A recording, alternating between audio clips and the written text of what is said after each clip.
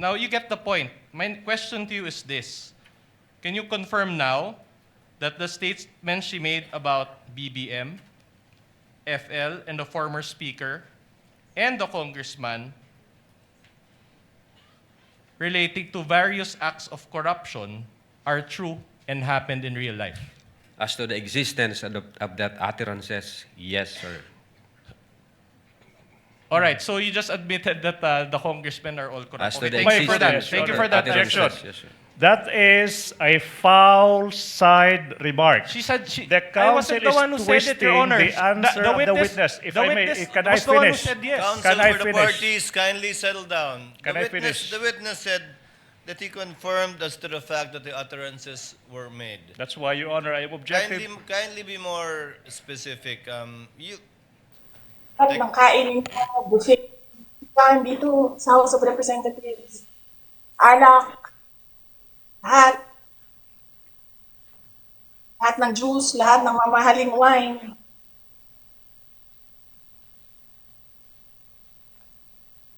Pero yung taong bayan, na pinamisan ninyo, ng 20 pesos na rice, yung taong bayan na hindi ninyo pinupuntahan sa mga komunidad nila, ano sabi nila? Asin lang, okay na mi, anad naman mi, anak. Ganyan ang bayan natin. Okay na lang kami sa asin. Saan ka nakahanap ng bayan na ang tao, because of their hopelessness, because there is no functioning government, umukay na lang sa asin.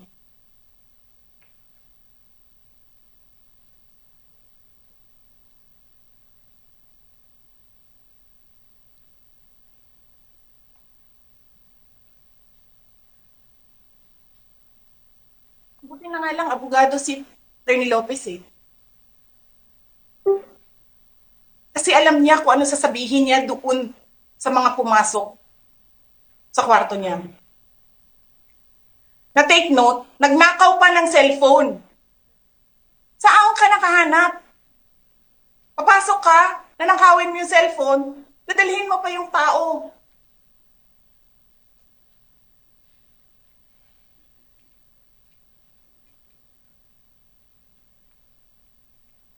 Diba? Princess, you're raising your hand.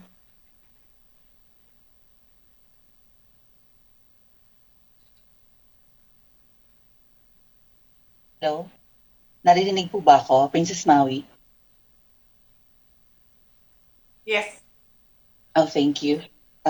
Good morning po, Madam Vice President. Thank you so much nga po pala sa dala niyong hopya nung hearing na pumunta kayo for PRRD. Kami yung nasa likod niyo po, yung tinawag nilang bastos kasi pumalak pa kami because of Congresswoman Cardema. Yan. Thank you, ma'am. Nakakain kami. Ako po ay natatakot kumain ng pagkain doon mamaya. Ma'am, mag-iingat po kayo. Nasa teritoryo kayo ng kalaban.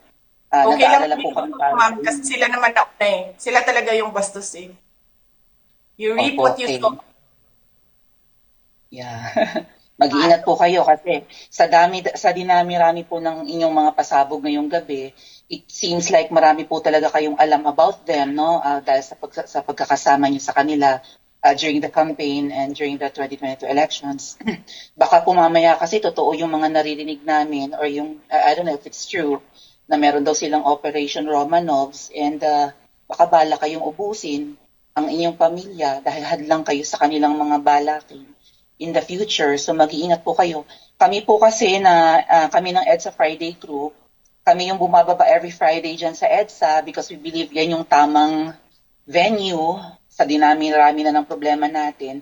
Ang kaya lang naman po namin gawin ay manawagan na bumaba na yan. Eh ano po kaya ang remedy naman ninyong mga nasa posisyon or ng mga kayang labanan itong napakarami na pong ginagawang korupsyon at krimen laban sa taong bayan?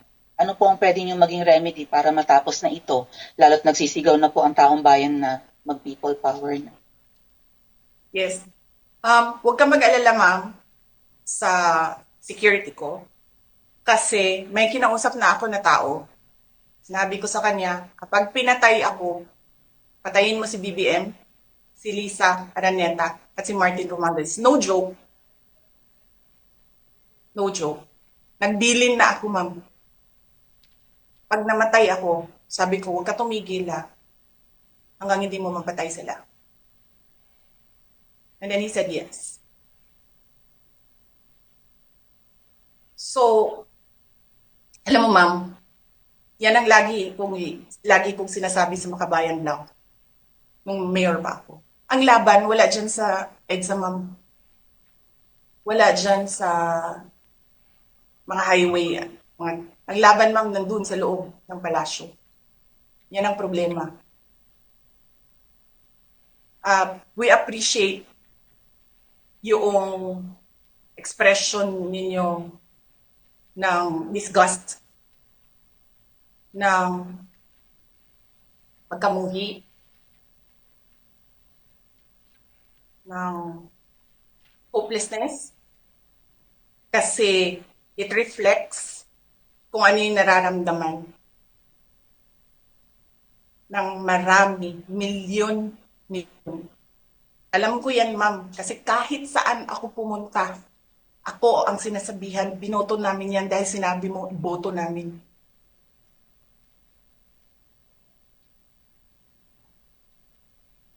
So, yes, ma'am.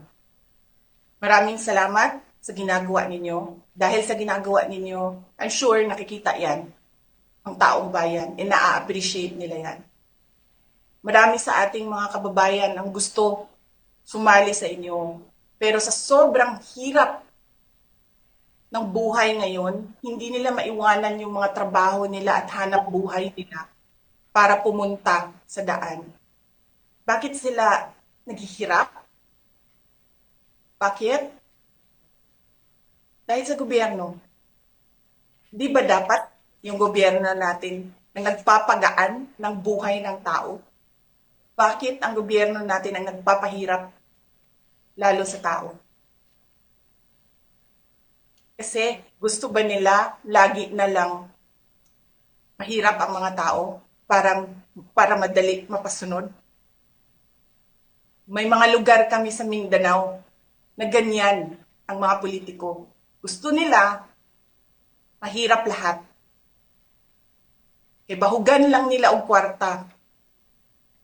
Governor na sila, mayor na sila, congressman na sila. Hanapin niyo, ma'am,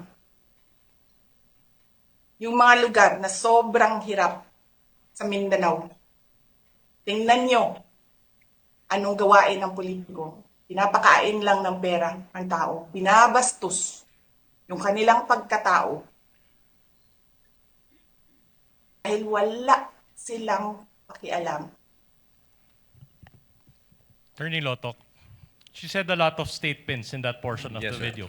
In fact, that statement included the statement which you investigated, correct? Included in the transcription, sir, yeah. All right. Now you get the point. My question to you is this. Can you confirm now that the statement she made about BBM, FL, and the former speaker, and the congressman relating to various acts of corruption are true and happened in real life? As to the existence of that utterances, yes, sir. All right, so you just admitted that the congressmen are all corrupt. As to Okay, the thank you for that. existence Thank you of for that utterances, direction. yes, sir. That is a foul side remark. She said The I wasn't counsel the one who is said it, twisting Your Honor. the answer of the witness. If the I may, witness can I was the one who finish? said yes. Counsel Can I for the finish? parties, kindly settle down. Can I finish? The witness said that he confirmed as to the fact that the utterances were made. That's why, Your Honor, I am objective. Kindly be more specific. Attorney Lotok, you know what's being asked for. Yes, sir. Finish and complete your answer to avoid the misunderstanding.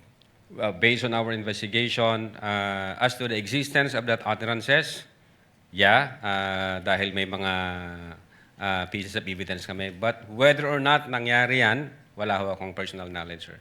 All right. In the same way, you also do not have personal knowledge that VP Sara contracted an assassin, correct? Your Honor, the video dated November 26, 2024, the Vice President reiterated. it's and in answerable by fact, yes or there no, Your was- Honor. How can he be?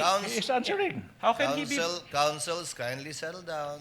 This is not a college debate. Attorney Lutok, the question was simple.